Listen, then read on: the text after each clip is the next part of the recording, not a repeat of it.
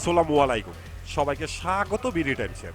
ইতিহাস সাক্ষী দিবে ইরানের হাত থেকে হরমুজ প্রণালীর নিয়ন্ত্রণ নেওয়ার জন্য যুক্তরাষ্ট্র পৃথিবীর প্রায় প্রতিটি দেশকেই অনুরোধ করেছে। যুক্তরাষ্ট্রের সবচেয়ে বিশ্বস্ত শক্তিধর দেশগুলো পর্যন্ত যুক্তরাষ্ট্রের এ ডাকে সাড়া দেয়নি কেন? এমনকি পৃথিবীর সর্বোচ্চ শক্তিশালী হয়েও যুক্তরাষ্ট্র ইরানের কাছ থেকে হরমুজ প্রণালী নিয়ন্ত্রণ নেওয়ার দুঃসাহস দেখাচ্ছে না। অনেকেই দাবি করেছে ইরানের ড্রোন এবং ক্ষেপণাস্ত্রের ভয়ে কেউ হরমুজ প্রণালী দখল করার সাহস দেখাচ্ছে না। ব্যাপারটা সম্পূর্ণ ভুল। দীর্ঘ 40 বছর ইরান পুরো হরমুজ প্রণালী নিজেদের নিয়ন্ত্রণে রেখেছে। এই হরমুজ প্রণালীর নিয়ন্ত্রণ রাখার জন্য ইরান এমন সব ব্যবস্থা করেছে যা জানলে অনেকের চোখ কপালে উঠবে। পুরো বিশ্বের জন্য এই প্রণালী এত গুরুত্বপূর্ণ হওয়ার পরও কেউ সাহস করছে না হরমুজ প্রণালীতে ইরানের সাথে দ্বন্দ্বে জড়াতে। পৃথিবীর সবচেয়ে শক্তিশালী হয়েও যুক্তরাষ্ট্রেরও এত সাহস হয়নি হরমুজ প্রণালীতে প্রবেশ করবে। নিশ্চিত করে বলা যায় উপসাগরীয় দেশগুলো ধ্বংস হয়ে যাবে, কিয়ামত ঘনিয়ে আসবে, তবুও হরমুজ প্রণালী ইরানের দখলে থাকবে। ইরান এমন কি তৈরি করেছে এই হরমুজ প্রণালীর জন্য? এই প্রণালী সম্পূর্ণভাবে কন্ট্রোল রাখার জন্য কি কি অদৃশ্য শক্তি ইরান তৈরি করে রেখেছে? এই বিষয়গুলো নিয়ে A to Z আলোচনা করব আজকের এই ভিডিওতে। আশা করি ভিডিওটি শেষ পর্যন্ত দেখবেন।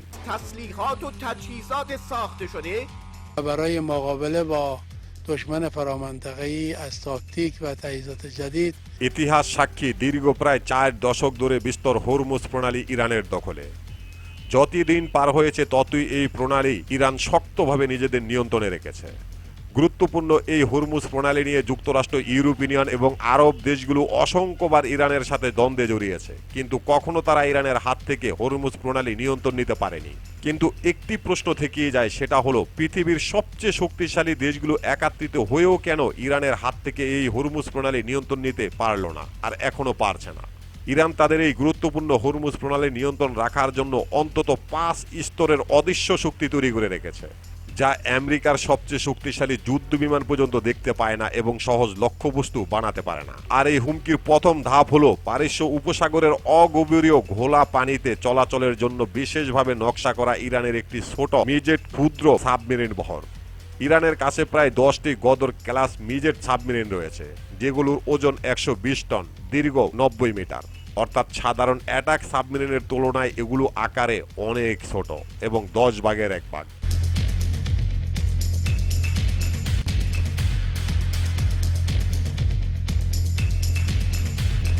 আমেরিকার হাই ক্লাস পারমাণবিক সাবমেরিনগুলোর ওজন 18,750 টন এবং দৈর্ঘ্য 170 মিটার।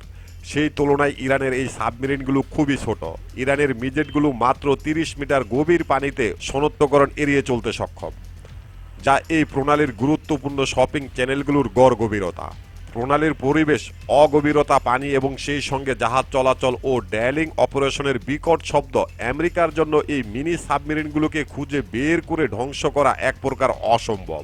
গদর ক্লাস সাবমেরিনগুলোর পাশ দিয়ে যাওয়া ট্যাঙ্কার লক্ষ্য করে হুড টর্পেডো ছুটতে সক্ষম। প্রযুক্তির কারণে এটি পানির নিচে ঘন্টায় 220 মাইল বেগে চলতে পারে, যা পানির গর্জন বা বাধা কমিয়ে দেয়।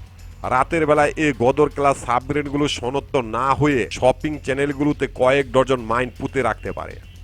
ইরান 4 দশক ধরে পারস্য উপসাগরের সুনির্দিষ্ট পরিস্থিতি পর্যবেক্ষণ করেছে এবং তাদের সাবমেরিন চালকদের একচেটিয়া এই জলসীমায় প্রশিক্ষণ দিয়েছে।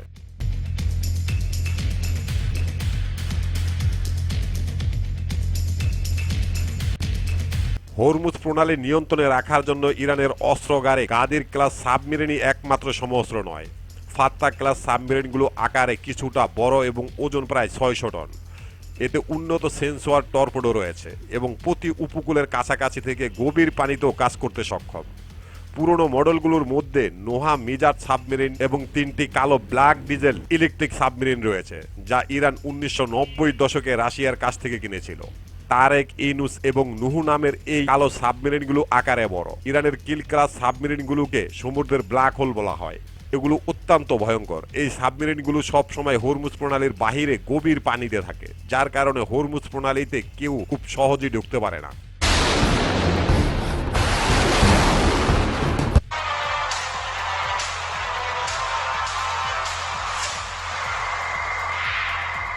এই হরমুজ প্রণালী ইরানের নিয়ন্ত্রণে থাকার আরও কয়েকটি কারণ তুলে ধরছি। এর ভিতরে রয়েছে বেসাদ সাবমেরিন, বেসাট ক্লাস হলো ইরানের নতুন আদাবাড়ি সাবমেরিন। এই সাবমেরিনগুলোর উৎপাদন, ডিজাইন, আধুনিকতা এই সবকিছু সম্পূর্ণ গোপনীয়, কারণ ইরান কখনোই তাদের সামরিক অস্ত্র খুব একটা প্রকাশ্যে আনে না। সব ধরনের সাবমেরিনই টর্পেডো এবং নো মাইন বসানোর সক্ষমতা রয়েছে। ইরানের প্রাথমিক লক্ষ্য আমেরিকার যুদ্ধজাহাজকে ডুবিয়ে দেওয়া নয়, বরং গোপনে মাইন পেতে রাখা, যেন অটোমেটিকই সব ধ্বংস হয়ে যায়। ইসলামিক রেজলিউশনারি গার্ড আইআরজিসির নৌবাহিনীর শত শত দ্রুতগামী আক্রমণকারী জাহাজ পরিচালনা করে, যা হরমুজ প্রণালীতে ঝাঁকে ঝাঁকে আক্রমণের জন্য তৈরি করা হয়েছে। জুলফিকার ক্লাস বোটগুলোতে আকাশ প্রতিরক্ষা ব্যবস্থাও রয়েছে এবং এগুলো ইরানের সবচেয়ে সক্ষম দ্রুতগামী আক্রমণকারী জাহাজ। তবে এই বহরে বেশিরভাগই হলো ছোট স্পিড বোট, যা পারস্য উপসাগরের বরাবর ইরানের দীর্ঘ উপকূল রেখায় ছোট ছোট বন্দর এবং খাড়ি থেকে কাজ করতে পারে। বাবার 2 হলো একটি সংস্করণ পদ্ধতি। এটি একটি উড়ন্ত নৌকা, যা গতি বাড়াতে এবং রাডার ফাঁকি দিয়ে পানির উপরভাগের ঠিক উপর দিয়ে চলতে পারে। ইরান সাম্প্রতিক বছরগুলোতে রিমোট কন্ট্রোল কামিকাজি বোটও প্রদর্শন করেছে। এগুলো বিস্ফোরক ভর্তি চালকবিহীন জাহাজ, যা উপকূলীয় এলাকায় আগে থেকেই মোতায়েন রাখা যায় এবং প্রয়োজন অনুযায়ী যে কোনো সময় ভয়াবহ তাণ্ডব চালাতে পারে।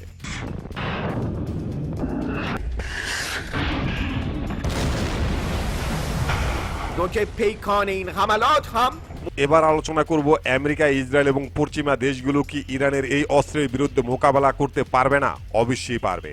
আমেরিকা, ইউরোপ এবং ইসরায়েল যেটা পারবে সেটা হলো বিমান হামলা। আর বিমান হামলার মাধ্যমে হয়তোবা আইআরজিসির কিছু নৌঘাটে ক্ষয়ক্ষতি হবে এবং ধ্বংস হবে। এর বিনিময়ে ইরান, ইসরায়েল, যুক্তরাষ্ট্রের মধ্যপ্রাচ্যে থাকা সমস্ত আসবাব কাঠামো ধ্বংস করে দিবে ইরান। কিন্তু হরমুজ প্রণালীর যেসব স্তরের মাধ্যমে ইরান কন্ট্রোল করে তা সম্পূর্ণভাবে অক্ষত থাকবে এবং এগুলো সাধারণ বেসামরিক বন্দরও লুকিয়ে রাখা যায়, ফলে এগুলো ধ্বংস করা প্রায় অসম্ভব। এছাড়া ইরানের ট্রাক মাইন্ডেড বা ভ্রাম্যমাণ জাহাজ বিধ্বংসী মিসাইল স্পিড বোটের চেয়েও বড় দীর্ঘমেয়াদী হুমকি। আকাশ থেকে এগুলোকে সহজেই লক্ষ্যবস্তুতে পরিণত করতে পারে তেহরান।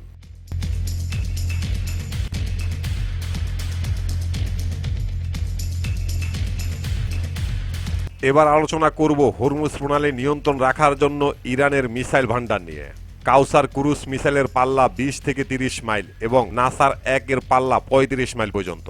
পুরো হরমুজ প্রণালীর এই প্রান্ত থেকে ওই প্রান্ত পুরোটাই এই ছোট মিসাইলের রেঞ্জে। এই ছোট মিসাইলগুলো একমাত্র এই হরমুজ প্রণালীর জন্য ইরান আলাদাভাবে ডিজাইন করেছে। তেহরানের অস্ত্রাগারে গদির জাহাজ বিধ্বংস ক্রুজ মিসাইল রয়েছে, যেগুলোর পাল্লা 250 মাইল পর্যন্ত। এছাড়া চীনের C-802 এর উপরে ভিত্তি করে তৈরি নূর ক্রুজ মিসাইলের পাল্লা 190 মাইল পর্যন্ত। এই সব কয়েকটি মিসাইল হরমুজ প্রণালী ওমান সাগরের গভীরে থাকা জাহাজগুলোতে আঘাত হানতে সক্ষম। আবু মাহাদি ক্রুজ মিসাইলের পাল্লা 1000 মাইল, যা ইরানের ভূখণ্ড থেকে অনেক দূরে থাকা জাহাজের জন্য হুমকি। ইরান পারস্য উপসাগরে খালিজ এ ফাহার এবং হরমুজ 2 নামের জাহাজ বিধ্বংসী ব্লাস্টিক মিসাইলও তৈরি করেছে। এই মিসাইলগুলো স্যাটেলাইট গাইডেডের মাধ্যমে চলন্ত জাহাজে আঘাত হানার জন্য ডিজাইন করা হয়েছে। এই অস্ত্রগুলো ট্রাকে বহনযোগ্য, পাহাড়ের সুড়ঙ্গে লুকানো এবং সুরক্ষিত বাংকারে রাখা যায় এবং এগুলো প্রতিনিয়ত হস্তান্তর করা হয়। সব মিলিয়ে এক কথায় বলা যায় উপসাগরীয় দেশগুলো ধ্বংস হয়ে যাবে, যুদ্ধ চলতে থাকবে, কিন্তু হরমুজ প্রণালী কখনোই ইরানের নিয়ন্ত্রণের বাহিরে যাবে না।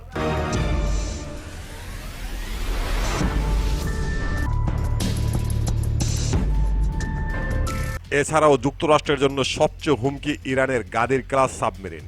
ইরানের প্রতিরক্ষা মন্ত্রণালয়ে তারা সাবমেরিন থেকে শাহেদ কামিকাজি ড্রোন উৎক্ষেপণের সক্ষমতা দেখিয়েছে, যেখানে একটি চালকবিহীন সাবমেরিন থেকে হাদিদ 110 জেট চালিত ড্রোন ছুটতে দেখা যায়। সামরিক বিশ্লেষকদের মতো সাবমেরিনের সবচেয়ে বিপজ্জনক ক্ষমতা টর্পেডো নয়, বরং মাইন। ইরানের কাছে কয়েক দশক ধরে জমানো নো মাইনের বিশাল মজুদ রয়েছে। এর মাধ্যমে কন্টেন্ট মাইন, যা স্পর্শ করলেই বিস্ফোরিত হয়; ম্যাগনেটেড মাইন, যা জাহাজের গুরুত্বপূর্ণ সেন্সর শনাক্ত করতে পারে; অকেস্টিক মাইন, যা ইঞ্জিনের শব্দ সক্রিয় হয়; এবং প্রেসার মাইন, যা জাহাজ যাওয়ার সময় পানির চাপের পরিবর্তন অনুভব করতে পারে। কিছু মাইন এমনভাবে প্রোগ্রাম করা থাকে, ইরানের আইআরজিসি তাদেরকে নিয়ন্ত্রণ করে কোন জাহাজকে ছেড়ে দিবে আর কোন জাহাজকে ধ্বংস করে দেবে।